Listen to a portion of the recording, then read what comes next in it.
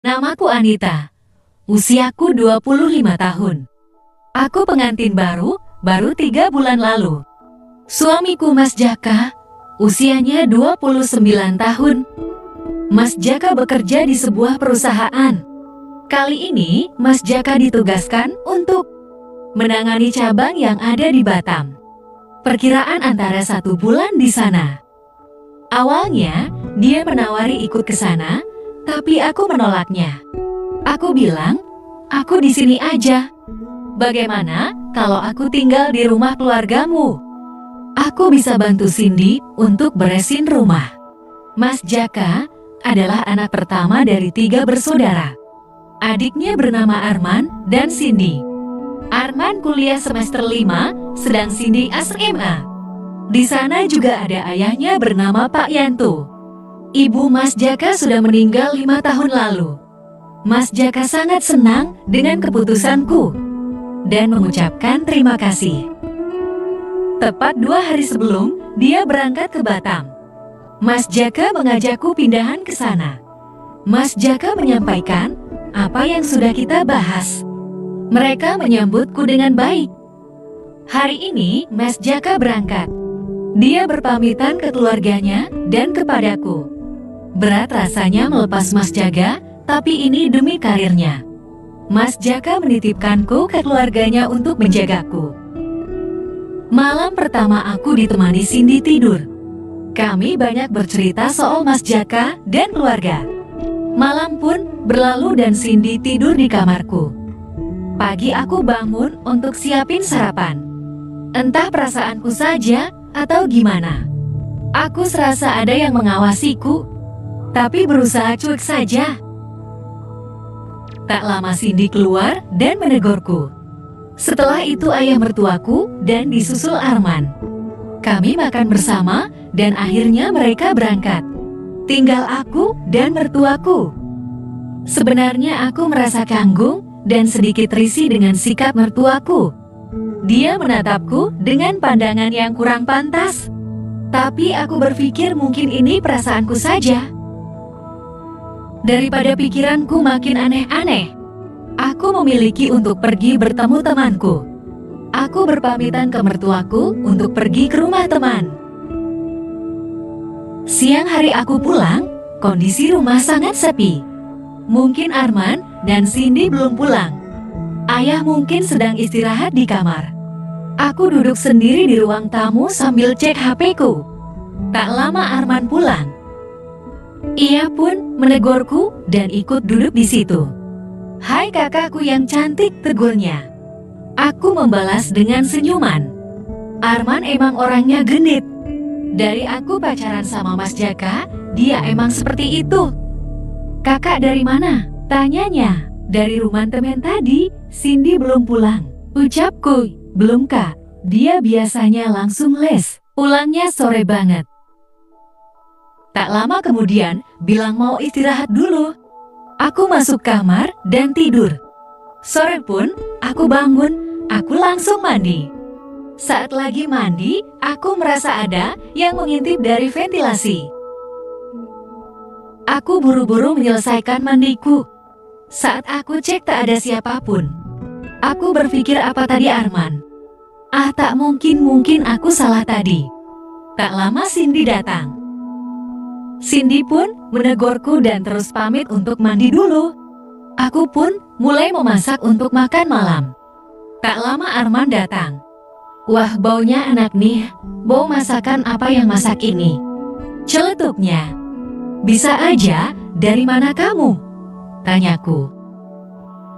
"Dari rumah teman kak. Punya kakak mau diajak ngobrol, ditinggal tidur." Aku langsung keluarlah jawabnya sambil tertawa. Berarti tadi hanya perasaanku saja. Tak lama Cindy keluar dan menyuruh Arman menunggu di meja makan saja. Aku dan Cindy masak berdua. Kami lanjut makan bersama.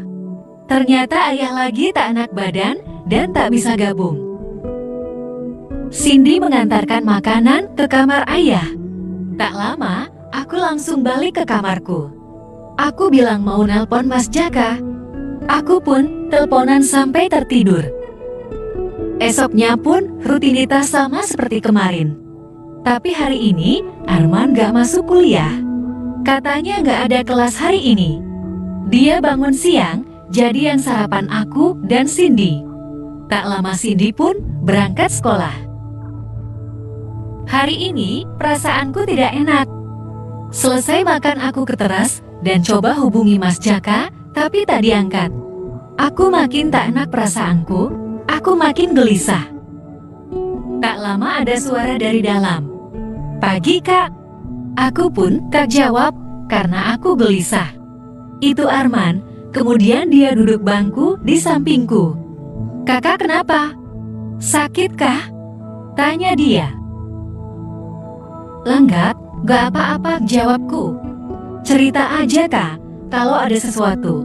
Mungkin aku bisa bantu," ucapnya. Akhirnya aku cerita soal kegelisahanku itu. Dia pun menjawabnya dengan penuh kedewasaan. Aku pun sedikit tenang dibuatnya. Sepertinya kakak ini mulai gejala masuk angin. Dari kemarin aku perhatiin kakak seperti lesu. Iya, aku sedikit lemes tadi pagi. "Tunggu di sini bentar ya," ucapnya sambil dia masuk ke dalam. Tak lama, dia keluar membawa segelas air. "Ini kakak diminum, ini air jahe resep turun-temurun, buat yang tak bisa dipijit. Kalau Mas Jaka yang sakit, aku yang pijit." Aku sebenarnya tak pernah minum seperti ini. Tapi tidak enak ke Arman kalau nggak diminum. Aku pun meminumnya.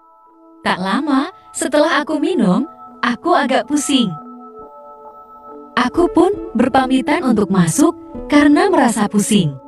Aku masuk ke kamar, entah kenapa palaku pusing. Nafasku terengah-engah, badanku serasa dingin. Aku makin gelisah. Tak lama, ada yang menggedor pintu kamarku. Aku membukakannya.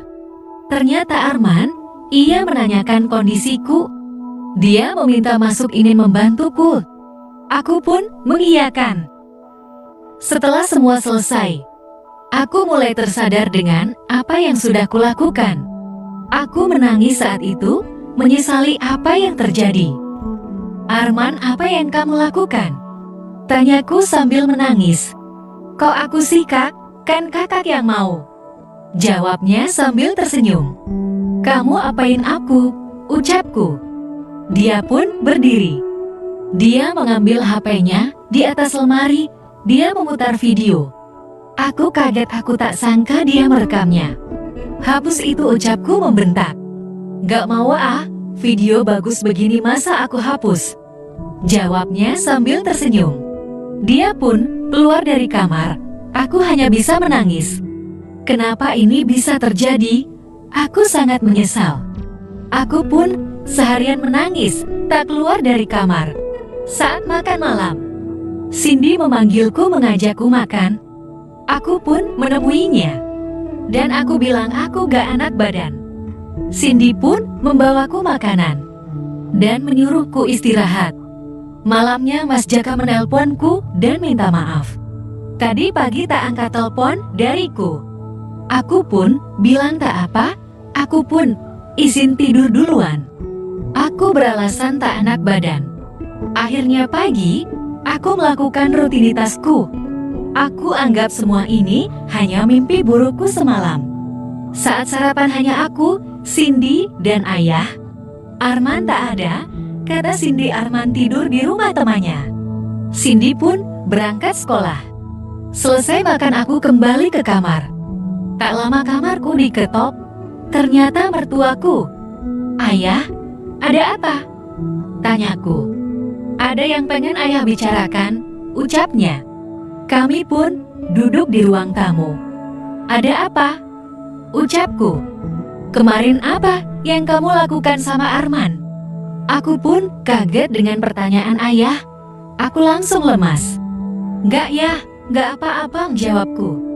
Ayah tahu semua, ayah melihat semua. Karena pintu tak kalian tutup.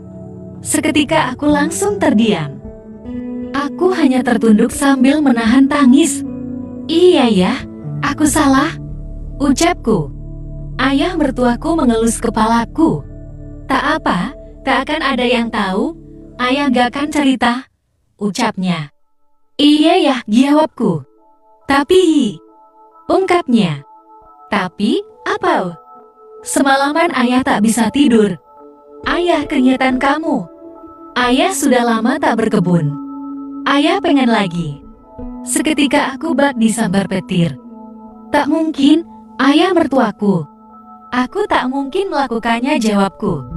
Oke, jika Jaka tahu kejadian itu, kamu pasti tahu apa yang terjadi. Aku pun hanya tertunduk menangis. Aku tak sanggup berkata. Papa pun hanya terdiam. Ayah pun mulai melakukan kegiatannya. Aku hanya terdiam. Ternyata Cindy tahu akan hal itu. Dia menggedor pintu kamarku dan memanggil ayahnya. Aku pun membuka pintu sambil menangis memeluk Cindy. Cindy memarahi ayahnya dan mengajakku pergi dari rumah itu. Akhirnya aku menginap di rumah temanku. Sampai suamiku pulang dan menemui aku. Dia meminta maaf dan berjanji tidak akan meninggalkanku. Aku pun akhirnya mengiyakan. Akhirnya, aku dan suamiku pindah rumah. Dia menyetop semua uang ke mertua dan Arman. Dia hanya membiayai Cindy bersekolah. Suamiku menepati janjinya untuk melupakan semua yang telah terjadi. Dan kami menjalani rumah tangga seperti semula.